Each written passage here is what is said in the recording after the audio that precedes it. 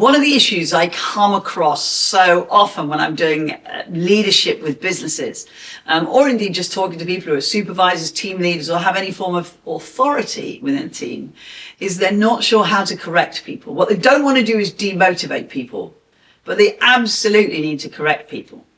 Now, most people maybe have one way of correcting, and that way doesn't always work. So what we need is 3 different types of conversation, 3 different types of creative conversation. I'm only going to talk about one of them, but I will give you the 3 conversations. The first conversation is what we call the stub toe conversation.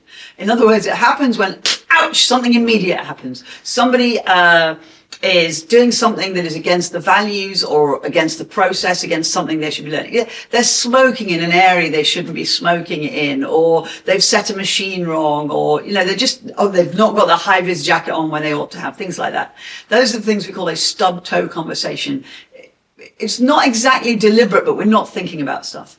The second one is the impact message, and we'll talk about that on another video. And then the third one is the performance conversation, how to upgrade somebody's performance, and that's a longer conversation. The first point, before I go into it, and I'll go into these on other videos, okay? Before we can even have a stub-toe conversations, one of the things we need to acknowledge is that we have to get people used to being corrected. If we're not being corrected on a daily basis, weekly basis, then it means that people aren't paying attention.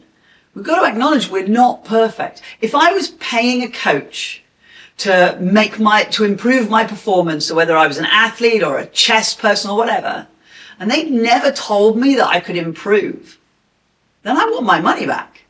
Well, it's pretty much the same for a team leader or a leader. So before we have any of those 3 conversations, we have to have conversations about having conversations. We have to talk to people, and we have to get them used to the idea that corrective conversations are a good thing. It's not an attack on our ego or our ability to do things. The issue is most people see it as an attack on their identity.